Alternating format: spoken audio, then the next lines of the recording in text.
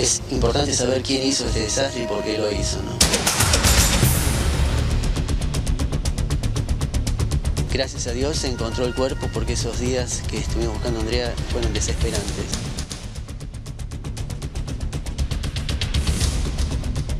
El violador deja tirado el cuerpo y no vuelve al lugar. El violador no se toma todo ese tiempo después para mover el cuerpo y todo lo demás. Bueno, muy bien. Esta mujer había dejado a sus hijos y quería ir a hacer una caminata con su pareja, pero no, la pareja no podía hacerlo, y entonces ella va de todas formas a hacer trekking.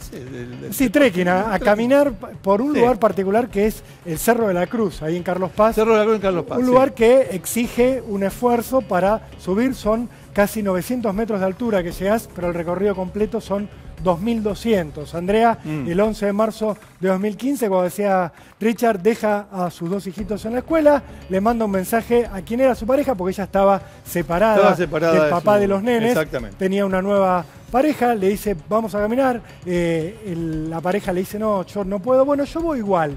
Y ella va, hace la caminata, sabemos, sin ningún problema, llega hasta la cumbre. Hay un viacrucis en la cumbre, por supuesto, Cerro de la Cruz, hay una cruz. Ella se para ahí y a las 14:11 de aquel día manda un mensaje por WhatsApp. ¿A quién? A su pareja, a Gusa. Le dice, mirá, estoy acá. Se saca una selfie. La última foto de Andrea se la tomó ella misma con su teléfono para contarle, digamos, para hacerle algún chiste. La estamos viendo. Esta es la última imagen de Andrea. Le escribe, sensación de libertad y plenitud. Cierro los ojos y solo faltás vos, le dice a su pareja, que en ese momento estaba en otro lugar y por eso nunca fue sospechoso en este asesinato. No, estaba en otro lado, claro. Nada que ver. Y ustedes vieron, cierro los ojos y estoy con vos. Bueno, la selfie tiene que ver con el mensaje que envió en un día soleado, por otra parte, caluroso, como se vio también ahí en esa fotografía. Y contame esto. Mirá, acá está nuevamente la selfie. Esta es la selfie. Esta es la última selfie. La última imagen de Andrea es esta, la que ella misma se sacó. A partir de esto empieza el misterio. Lo que ocurre a continuación lo sabemos por algunos testimonios. Andrea empieza a bajar el cerro, ya volviendo. Ella tenía algunas obligaciones y tenía que ir a buscar a las 5 de la tarde a sus hijos al colegio. Eso iba a ser lo que iba a despertar la primera alarma. Ella empieza a bajar el cerro. Mira, acá está la cumbre. Acá es donde Andrea se saca esa última selfie. Al lado de la cruz, o muy cerquita de la cruz, a 900 metros de altura. Luego empieza a bajar por este camino que, como les decíamos antes, es un viacrucis. Cuando va bajando, se cruza con un hombre, que luego lo va a contar, que la saluda, típico. No se conocían, pero el típico saludo cuando te cruzás, estamos haciendo lo mismo. Qué sé yo, ¿cómo le va? Un cabezazo, ¿cómo te va, Andrea? Dice que lo saluda. Este hombre sigue subiendo y cuenta, cuando llega a la cumbre, se encuentra con otra gente y dice, escuché gritos. Acabo de ver una mujer bajando y escuché gritos. ¿Ustedes los escucharon? Le dice a los que están en la cumbre. No escuchamos nada nosotros. Bueno, llamemos al 911. Llama al 911 y dice, escuché gritos. Le dicen, identifíquese. Él no se identifica, después van a saber quién es. Lo digo el dato porque para la policía en un momento se va a convertir en sospechoso este hombre por no haberse querido identificar cuando él estaba dando el alerta de que había pasado algo. Andrea no se la vuelve a ver nunca más. No se la ve más, Después de esto, como les decía, cerca de las 5:30, sus hijos siguen en el colegio, ella no los va a buscar, llaman al papá del colegio, el papá va al lugar, se encuentra con que la mamá no había ido, se lleva a los nenes y ahí empieza la inquietud familiar de decir, es imposible que Andrea no vaya a buscar a sus hijos, esto no sucede nunca, algo malo le pasó. Y a partir de ahí empieza una búsqueda, empiezan rastrillajes en toda esta zona, Richard. ¿Cuánto tiempo después? Porque no fue de manera inmediata, ¿no? No, porque vos sabés cómo es la policía y la policía de Córdoba tiene antecedentes de esto de... Bueno, pero no se habrá ido por su propia voluntad. Bueno, en realidad la policía de Córdoba no. Todas las policías. Todas las policías, por Todas las policías empiezan por la víctima y después siguen por la familia de la víctima. Y después por la familia segunda de la familia política de la víctima. Y cuando ya no le queda pariente, entonces ahí sí llama a los medios y dice, tenemos un problema bárbaro, tomen la foto, a ver si ustedes pueden hacer algo. los rastrillajes se demoran, estamos viéndolos acá en pantalla. Mirá por dónde tenían que buscar a Andrea, un lugar complicado, porque claro, hay un sendero que corre por el cerro, pero si vos te alejás un poco del sendero, ya te metés en esto, en este lugar donde es fácil, muy difícil. ¿Sí? Esconder a alguien o algo o hacerle daño a una persona y que nadie te vea. En esta búsqueda, Richard, se produce la segunda noticia de impacto. Mientras estaban buscando a Andrea, ¿qué pasó? Encuentra la gente que estaba participando. Uno después encuentran bolsos de personas que lo perdieron, encuentran, qué sé yo, ropa, pueden encontrar ropa, una remera que alguien se olvidó tomando sol. No, encontraron un cadáver. Pero no el de Andrea. Pero no el de Andrea. ¿Otro cadáver? Sí. O sea, buscando un cadáver, encuentran otro cadáver. Todavía Andrea no lo habían encontrado, pero encuentran un cadáver. O sea, otra sospecha de un asesinato en el cerro. Encuentran el cuerpo de alguien que después sabrían. Era Hernán Sánchez, un fotógrafo que estaba desaparecido desde diciembre de 2014. Sí. Estábamos en marzo de 2015. Diciembre de 2014 había desaparecido este fotógrafo. Encuentran el cuerpo. Esa causa después sigue otro curso. No tiene que ver con el caso de Andrea Castana, pero imagínense la conmoción en ese momento. Están buscando a Andrea y encuentran un cadáver. Sí. ¿Es el de Andrea? No, es otra persona, un hombre. Alguien empezó a hablar de, ¿hay un asesino serial en este cerro de la Cruz? Sí, o este lugar parece que es apropiado para que los asesinos tiren a sus víctimas. Una cosa o la otra. Lo cierto es que con el tiempo el caso del fotógrafo no tiene nada que ver no tuvo nada que ver con el de Andrea. Es una situación distinta que se cerró como un suicidio.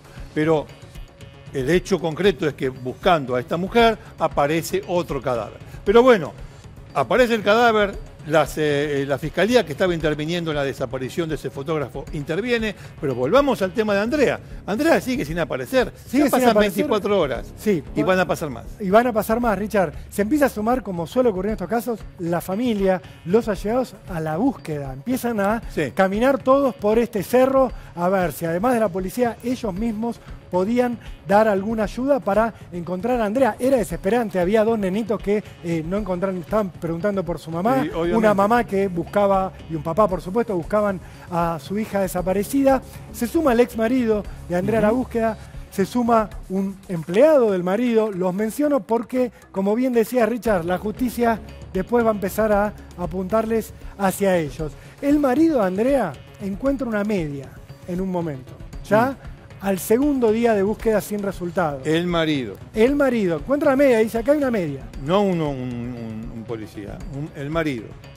El marido, así es. El marido. Encuentra la media y ahí le dice a la policía, vengan que acá hay una media, van a ese lugar, se apartan del sendero, empiezan a buscar y a unos 500 metros del sendero, en una cámara séptica, es un cuadrado, un pozo, tenemos imágenes, ahora las vamos a ver, es un cuadrado de cemento por donde corre agua. Alguien había dejado la remera de Andrea, había dejado la casa. Miren lo que es. En este lugar es donde se van produciendo los hallazgos. Acá se produce todo, ¿eh? Acá. Es decir, una zona, como bueno, ustedes estaban viendo antes, impenetrable.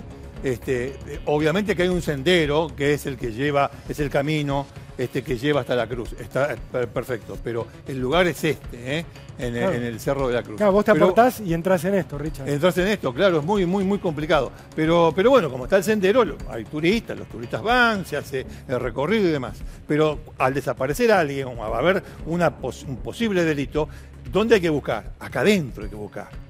Es bastante complejo. Mirá, eso hay que considerar. Esta es la cámara. Ahí está, mirá. Es la cámara donde se encuentra parte de la ropa de Andrea. Parte. Las zapatillas, por ejemplo, no aparecen nunca, pero sí aparece una remera con corazoncitos, la que tenía en la foto. Aparecen unos pantalones de Andrea. Se encuentra. Ahí ya, por supuesto, se empieza a pensar lo peor. Encuentran la ropa. Y al encontrar la ropa no acá, Andrea. Quiero decir que estamos en el lugar. Estamos ahora en Córdoba y en breve vamos a ir en directo a ese lugar a donde desapareció y luego fue encontrada Andrea, que estamos trabajando en vivo con un móvil de Todo Noticias. Dale. Richard, ¿qué pasa después? Siguen con la búsqueda y un empleado del ex marido de Andrea ve en el sendero a un costado manchas de sangre. A partir de que encuentra las manchas de sangre, la búsqueda se dirige hacia ese punto en particular. Era, para que se dé una idea, donde aparece la ropa, el punto 3-4 del Vía Crucis. Donde aparecen las manchas de sangre, el punto 9, la parada 9 del Vía Crucis. O sea, hay una distancia importante. A partir de ahí encuentran con la sangre un sendero que sale, un camino que nada tiene que ver con el sendero que recorren los caminantes. Digamos. Claro, vos te metés para el cerro. Y ahí empiezan a caminar, se alejan del sendero oficial y junto a un árbol quemado, abierto, dicen que partido por un rayo, estaba lo peor, el cuerpo de Andrea Castana asesinada. La habían asfixiado, se sabría después. Por supuesto, Richard, a partir de ahí empieza la conmoción total y la necesidad de la policía y de la justicia de dar respuestas. Bueno, sí, porque ya no se trata de una desaparición, ahora se estaba frente a un delito nada menos que el de homicidio, violación y homicidio. Atención. Y bueno, el asunto es, ¿y por dónde se empieza? Y es lo que estábamos hablando antes.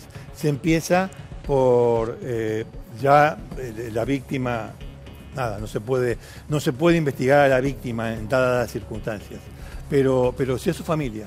Y empiezan por ahí, empiezan por el ex marido. Claro, dicen, el ex marido se llevaba mal con Andrea. Sí, la familia dice sí, tenían problemas, habían una ruptura. Bueno, se separaron, ¿no?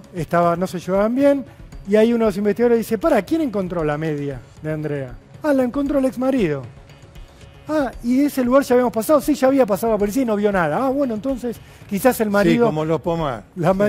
Quizás fue el marido, entonces. Si él encuentra la pista y que la policía no pudo encontrar, en lugar de mirar lo que es la justicia, en lugar de pensar la realidad, que la policía es un desastre buscando, piensa que el marido encontró algo que pero si no el marido, estaba antes. Suponete, en un tipo que tiene algo que ver con un crimen, en este caso, y encuentra una media. Lo hemos visto 1000 veces y además más de un vivo lo hace, más de un vivo y delincuente lo hace. Encuentra la media y vos la encontraste la media, yo no la encontré la media. Che, ¿por qué la seguimos buscando? Claro. No, el tipo la encontró y la entregó.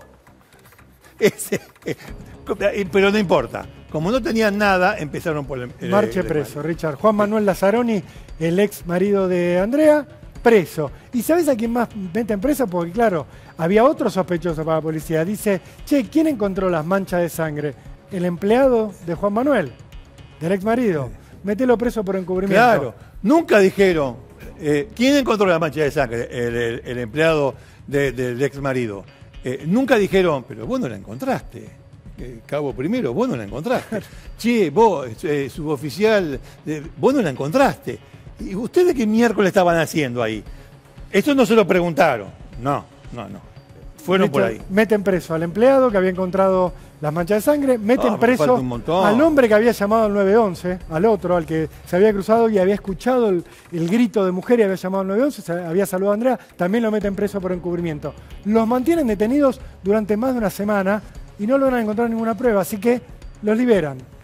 Ahí crece el escándalo porque estaba claro, aparte encima había una violación que no podía explicar la hipótesis de la justicia en todo esto, y empiezan a ir por otro lado. ¿Qué hacen? Encuentran un linchera que tenía antecedentes y que solía andar por el lugar, por el Cerro de la Cruz.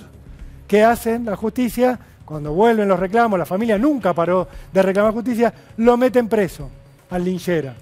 Dicen, bueno, si este tiene antecedentes, tuvo algún delito de abuso sexual cuando era menor de edad, así que puede ser él, Omar González, metámoslo preso, dicen. Sí. Lo meten preso, le dice la policía, le dice a todos, fue este, olvídate, no hay ninguna duda. Hacen el ADN con lo que habían encontrado en el cuerpo de Andrea, ¿y qué resultado les da?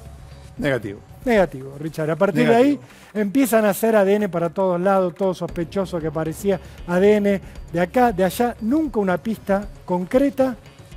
Yo pregunto lo siguiente, cuando el tipo que dice, yo escuché gritos, avisa a la policía, además de sospechar de él porque no se quiso identificar, pero le está dando un dato, después lo ubican y después el tipo ratifica, sí, yo me encontré con una señora o una chica, ¿no? Y después al rato escuché gritos. A nadie se le ocurrió ir a buscarlo.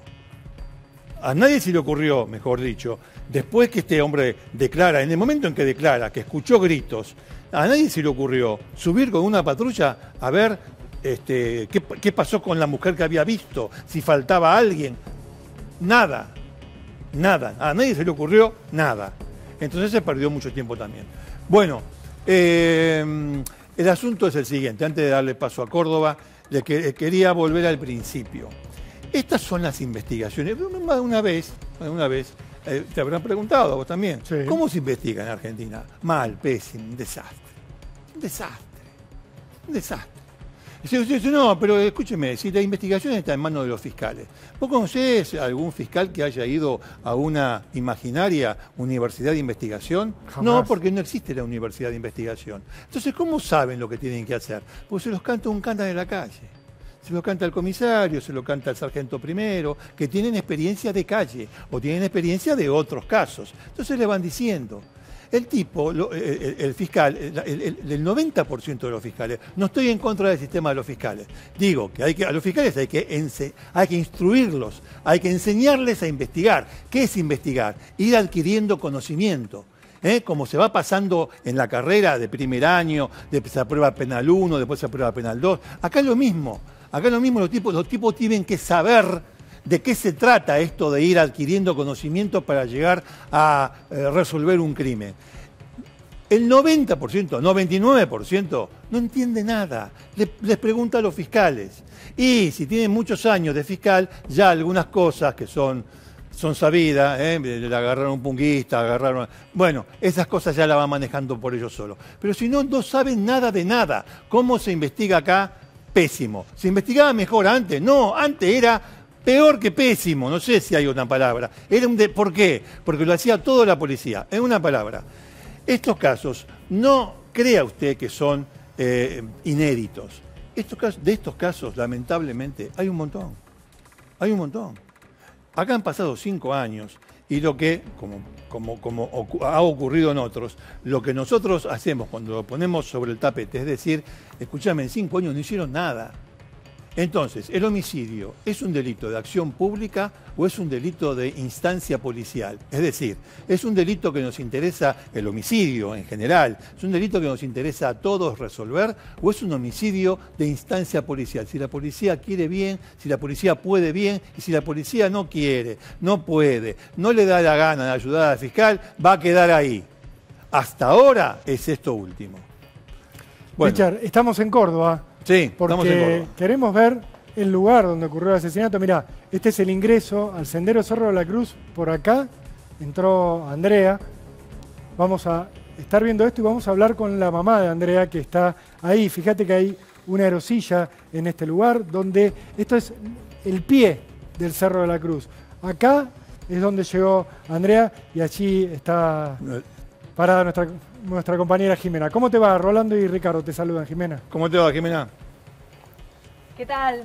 ¿Qué tal? Buenas tardes para todos. Bueno, nosotros nos encontramos justamente en este lugar. Este lugar es el Cerro de la Cruz y vamos a cruzar para que ustedes puedan ver dónde y cómo subió Andrea. Estas fueron las escaleras donde esta mujer de 34 años, un Cerro de la Cruz que es emblemático para muchos turistas y también lo fue para Andrea, ¿no? Porque un día 11 de marzo, como también ustedes lo contaron, ella decide subir por este lugar para hacer una caminata de rutina. La última imagen que se ve de ella es ese mismo día, al mediodía, cuando ella sube una foto en la cima de este cerro o casi en la cima de este lugar, sacándose y la subió a las redes sociales. Desde ahí ya no se supo más nada de ella. ¿Qué pasa después? Luego de 48 horas, lamentablemente, el cuerpo de Andrea, esta mujer de 35 años, se le encuentra dentro de la corteza de un árbol. Y bueno, la justicia, ustedes ya lo saben, todavía no hay justicia, lamentablemente, y es por eso que hoy tenemos que hablar con la mamá, con su tío, para contarnos qué pasó durante todos estos 5 años, porque lamentablemente ha pasado muchas cosas, pero hasta el momento no hay una persona detrás de las rejas. Ricardo, Rolando, esta es la historia, una historia triste que tenemos para contar desde Villa Carlos Paz. Bien, Jimena, está allí Alicia. Alicia es la mamá de Andrea. Está Alicia, está Guillermo, que ahora los vamos a saludar a los dos. Ya tienen retorno Ricardo, Rolando, para que ustedes puedan comunicarse con ellos. Perfecto. Bueno, los saludamos a los dos, Alicia, Guillermo. La verdad que... Buenas tardes. ¿Cómo les va? Me imagino que les debe ir mal con relación a esto porque en 5 años no se hizo nada, o por lo menos nosotros, los periodistas, no tenemos noticias de que haya habido algún avance. Alicia, No sé, ¿qué nos puede decir a 5 años de nada? Que esto es toda una incertidumbre de 5 años, que estamos como ya muy desesperados para saber la verdad. Y bueno, uno sigue la vida como se puede. Yo me dedico mucho a mis nietos y a pasar como se puede este dolor, ¿no es cierto? Alicia... Esperando que en algún momento llegue justicia. Alicia, me gustaría que nos cuente cómo era Andrea. Sabemos que era una mujer muy vivaz, que amaba la vida, que le gustaba mucho a Gustavo Cerati, la música, que le gustaba escribir. ¿Nos podés contar cómo era Andrea? ¿Cuál es la vida que se perdió ahí en ese cerro donde vos estás parada? Andrea era un ser maravilloso, y no por ser la madre, sino que te lo pueden decir las amigas, el padrino, las familiares. Ella era una chica con una chispa de luz y una ganas de vivir tremenda. Le encantaba todo el tiempo estar en su casa, porque no salía nunca, con su mate, su cigarrillo y sus libros. Leía todo mucho de budismo, se había copado mucho con una doctora que estaba sentada con los pacientes en el último momento de su vida y contaban y relataban lo que pasaba más allá. Y bueno, por ese motivo ella se había anotado como acompañante terapéutico en marzo y iba a comenzar su carrera y bueno, no dejaron que ella pudiera hacer esto. Andrea... Y es... contanos. Sí. No, contanos, Alicia, que quería comentar que ella algo. era... Sí, Andrea era una madraza, muy compañera mía y de la familia. Ella era como que mantenía la unión de todos y con las amigas también, ayudaba un montón, era muy solidaria. Era un sol, no sé, soy la mamá y lo que puedo decir de ella, que era un ser de luz y que uno no puede concebir que haya pasado esto, no se entiende. No se entiende porque no tenía enemigos y vivía para sus hijos y para su casa.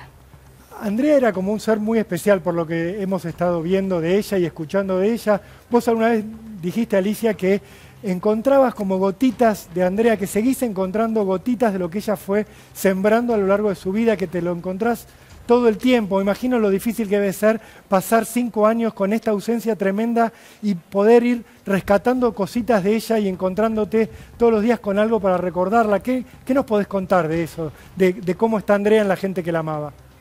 Sí. Yo siempre digo que ella sembró semillitas por todos lados, que son sus amigas y que en este momento son como mis hijas postizas, y siempre estamos en comunicación con todas ellas.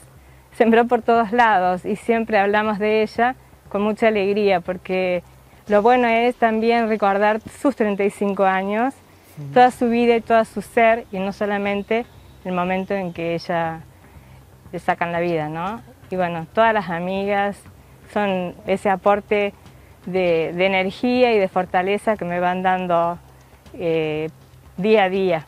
Una alegría de tenerlas, porque ella era un ser muy solidario. Alicia, te quería preguntar, usted tiene una teoría sobre lo que pudo haber pasado y su ex marido, si no digo mal, tiene otra. ¿Es así? La verdad que no quisiera hablar del tema ese, que el que más sabe es mi cuñado, porque yo en realidad me dedico mucho más a estar con mis nietos que en la causa en sí. Así que eso dejaría que te cuente. Bueno, le preguntamos entonces Guillermo. a Guillermo. La misma pregunta, ¿hay dentro del círculo más cercano a Andrea dos maneras de ver este caso? O sea, uno que apunta más a las personas que Andrea conocía y otro que va directamente a algún desconocido que al voleo la pudo haber atacado. ¿Es así la cuestión? ¿Hay dos teorías? Lo que pasa es que, como ustedes decían al principio, el ex marido está imputado, la persona que vio a Andrea y se cruzaron también, la persona que encontró la cárcel, la sangre, perdón, el otro que está en la cárcel. Esa es una teoría, pero hasta ahora no hay nada, así que lo que pensemos nosotros no tiene mucha importancia. Lo que sí es seguro es que pasaron 5 años y no tenemos nada. Una de las cosas que fue terrible, que cuando pasa lo de Andrea, el muchacho este que la cruza en el camino, llama a la policía, está todo testificado eso, y hicieron caso omiso los 2 policías que tomaron la denuncia de Es lo que estábamos hablando. Cuando baja no esta persona, nada. Exacto, no hicieron nada. Cuando baja esta persona, habla con dos personas, guardias, entre comillas, que había acá en el cerro. También les cuenta que había escuchado los gritos y los chicos estos se fueron a su casa. Es otra locura más. Y después el desastre que hicieron en la montaña, esos 3 días de búsqueda, había cualquier cantidad de gente. Destrozaron cualquier evidencia que podía haber habido sin hablar del lugar donde encontraron el cuerpo. Claro, Guillermo, pisotearon todo. Tenemos entendido que el celular de Andrea no se encontró nunca, las zapatillas tampoco, unas alhajitas que ella tenía tampoco, no. Pero también es posible que estén tirados por ahí y no se haya preservado bien el lugar, ¿verdad? ¿Cómo fue esa actuación de la policía en ese lugar? Lo que pasa que esos 3 días esto era un shopping, cualquier cantidad de gente.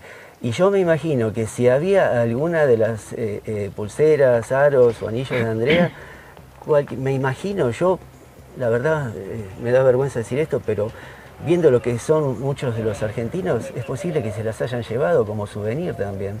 Pero lo peor de todo es la cantidad de gente que hubo, que se destrozó toda evidencia que podía haber habido. Esto en un país civilizado, cierran la montaña y únicamente queda personal especializado. Claro, cuando se encuentra el cuerpo de Andrea, dejan una custodia, después que se llevan el cuerpo, dejan una custodia cuidando el lugar del hecho, y en el lugar del hecho, donde estaba el cuerpo, los guardias, los policías que quedaron ahí, destrozaron todo para hacerse una chocita para pasar la noche. Es una locura eso, es una locura total. O sea que no... Sin hablar de las mentiras que...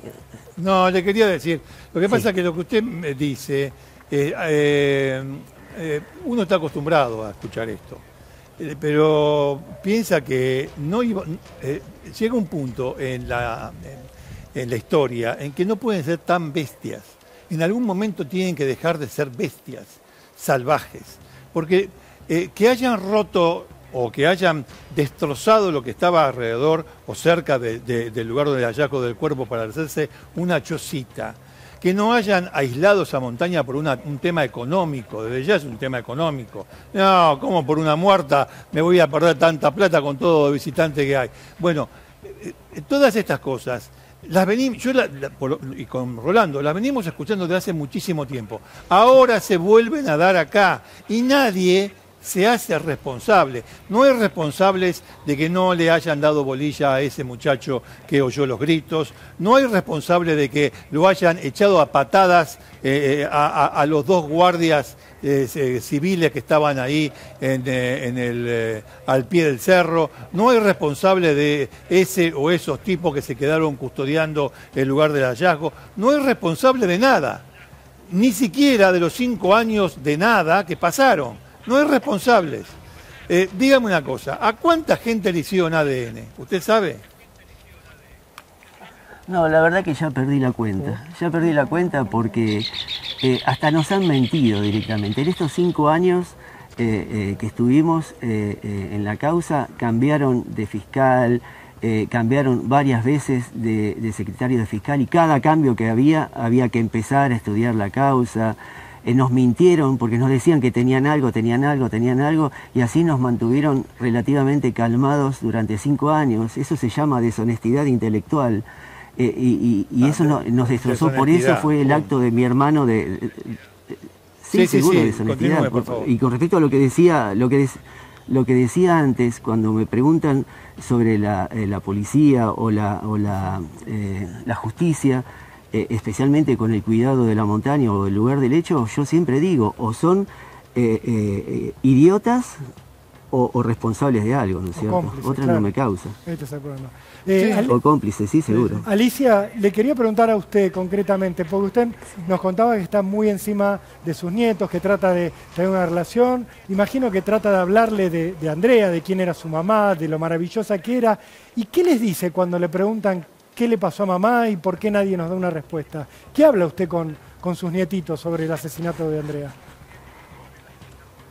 La verdad que recién ahora están preguntando un poco porque ellos eran muy pequeños, o sea, la nena tenía 9 y el nene tenía 6 y estaban como muy resguardados de todo este tema, muy contenidos y no se le hablaba mucho de todo lo que había pasado. Claro. Pero bueno, ahora ella tiene 14 y ha preguntado y ha visto también a lo que pasó con su abuelo y bueno, yo siempre les digo, es un papá desesperado que no sabe cómo hacer para que la justicia le lleve el apunte y se haga algo para que se sepa qué pasó con la mamá.